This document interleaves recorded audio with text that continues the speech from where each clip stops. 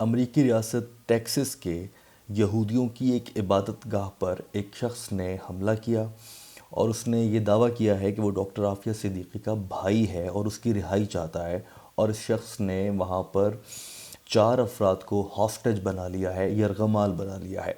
اس وقت امریکی پولیس، امریکی انتظامیہ، امریکی اعلیٰ حکام، صدر بائیڈن سمیت وزیر دفاع، ایف بی آئی، تمام لوگ متحرک ہیں اور اس شخص سے نمٹنے کی کوشش کر رہے ہیں۔ یہ پورا معاملہ کیا ہے، کب کیا ہوا، کیسے ہوا، اس میں بہت دلچسپ حقائق سامنے آ رہے ہیں۔ اب ہو کیا سکتا ہے، یہ بھی بہت دلچسپ ہے۔ میں آپ کے سامنے یہ رکھتا ہوں کہ اس وقت امریکی میڈیا اس سب کو رپورٹ کیسے کر رہا ہے۔ At least 4 people, including a rabbi, are being held hostage inside a North Texas synagogue. The FBI is... Report for a moment for you because we're following some breaking news in Texas. That is where a suspect has reportedly taken some people hostage inside a synagogue, including the rabbi. This happening during services. This is in the city of Colleyville. In that area all afternoon. It just remains a very concerning situation, and I'll be very frank with our viewers. آپ کو یہ ذرا وضاحت کے ساتھ بتا دوں کہ ہو کیا رہا ہے اس وقت امریکہ میں۔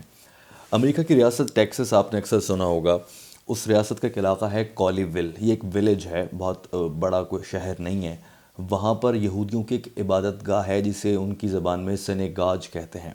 اس عبادت گاہ میں آج سروسز کا وقت تھا، جو کہ ان کی ہر ہفتے کو ایک روٹین عبادت، جیسے مسلمانوں کا خصوصی دن جمعۃ المبارک ہوتا ہے، اس عبادت کا وقت تھا، اور اس عبادت گاہ میں 4 افراد موجود تھے صرف۔ شاید یہ کرونا وائرس کی وجہ سے ہے کہ کم افراد موجود تھے، اور یہی وجہ تھی کہ جو لوگ چرچ میں یا عبادت گاہ میں نہیں آ سکتے وہ فیس بک لائیو کے ذریعے اس عبادت کو دیکھ لیتے ہیں۔ جب فیس بک لائیو پر بھی یعنی کہ یہ سب کچھ براہ راست دکھایا جا رہا تھا، چرچ میں یا اس عبادت گاہ میں، معاف کیجیے گا، سینیگاج جسے کہتے ہیں یہودیوں کی عبادت گاہ، وہاں پر 4 افراد موجود تھے۔ ایک شخص جو کہ اسلحے سے لیس ہے، وہ بتایا گیا کہ آیا اور اس نے انہیں یرغمال بنا لیا۔ اور یہ بات معلوم کیسے ہوئی؟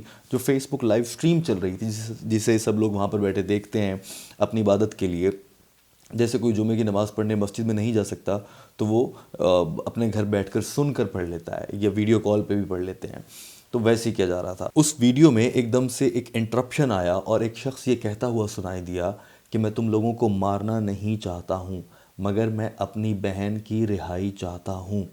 اور ساتھ میں اس نے بتایا جاتا ہے کہ نام لیا ڈاکٹر عافیہ صدیقی کا، اور آپ لوگ جانتے ہیں کہ وہ کون ہے۔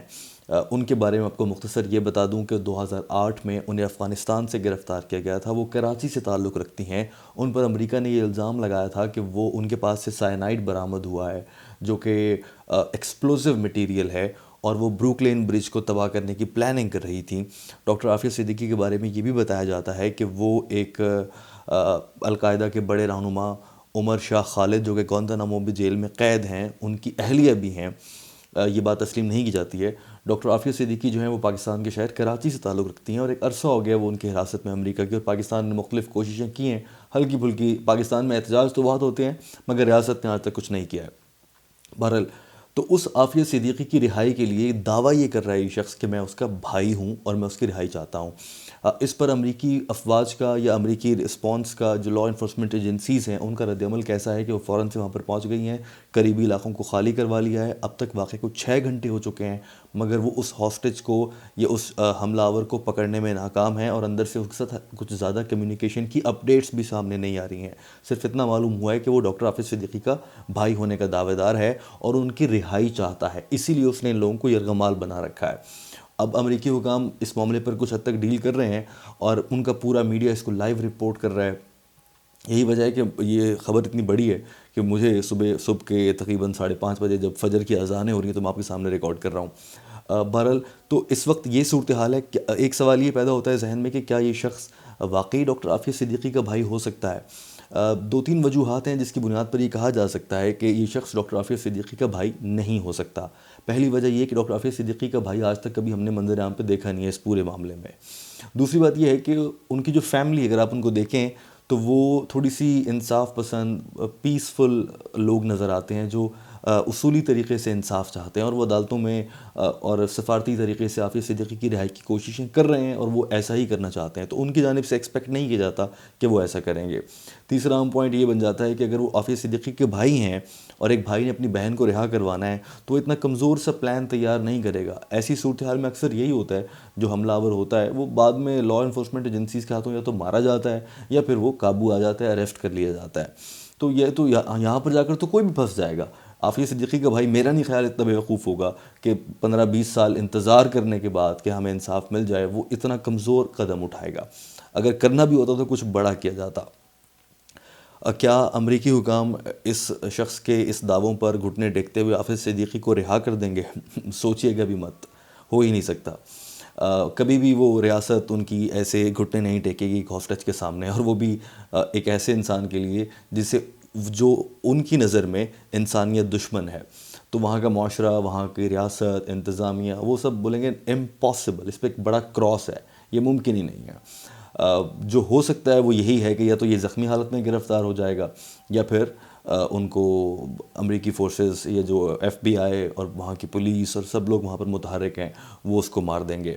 بہرحال اس وقت جو بائیڈن کو بریفنگ دی گئی ہے، وہاں پر ٹویٹس کیے جا رہے ہیں کہ جو لوگ ہاسٹیج ہیں ان کے لیے دعا کریں۔ ہاسٹیج میں صرف 4 افراد ہیں، جن میں سے ایک کے بارے میں بتایا جا رہا ہے کہ وہ ریبی ہیں۔ ریبی کہتے ہیں جو یہودیوں کے پریچر ہوتے ہیں، جو ان کے شرعی احکامات ہیں ان کو سمجھتے ہیں، یا پھر ان کے معلم ہوتے ہیں۔ جیسے مسلمانوں کا ایک مسجد کا امام ہوتا ہے اور کرسچنز کے جو چرچز ہیں وہاں پر پادری ہوتے ہیں، ایسے ہی یہودیوں کے ریبی ہوتے ہیں۔ تو ان میں سے ایک وہ بھی ہاسٹیج بنایا گیا ہے، اور اس شخص نے جب وہ فیس بک لائیو سٹریم کو انٹرپٹ کیا تو وہ یہ بھی کہتا ہوا سنایا دیا گیا تھا کہ میں تم لوگوں کو مارنا نہیں چاہتا، مگر مجھے خدشہ ہے کہ میں مر جاؤں گا اور میری موت پر تم رونا مت۔ یہ جملے کہے ہیں اور عافیہ صدیقی سے متعلق جملے کہے ہیں، جس کی وجہ سے یہ صورتحال بہت حساس ہے اور یہ بڑا واقعہ ہے۔ یہ انٹرنیشنلی رپورٹ ہو رہا ہے، اس پر رائٹرز نے لکھا ہے، برطانیہ کے چینلز رپورٹ کر رہے ہیں، فرانس کے چینلز رپورٹ کر رہے ہیں، جرمن جو نشریاتی ادارے ہیں وہ اس پر رپورٹ کر رہے ہیں، بہت سے چینلز لائیو ہیں۔ جب پوری دنیا تو خیر نہیں، پاکستان میں سب لوگ سو رہے ہیں، اس موقع پر یہ سب کچھ ہو رہا ہے۔ آپ میرے بیک گراؤنڈ میں سن بھی سکتے ہوں گے، فجر کی آذانیں ہو رہی ہیں۔ بہرحال اس معاملے پر مزید کچھ اپڈیٹس آئیں گی تو میں آپ کے ساتھ شیئر کروں گا۔ فی الحال یہی چیز تھی جو کہ آپ تک پہنچانا بہت ضروری تھی۔ ویڈیو دیکھنے کا بہت شکریہ۔ یہ معلومات آپ کی معلومات میں اضافے کا باعث بنی ہیں تو میرے چینل کو سبسکرائب کیجیے۔ اللہ حافظ۔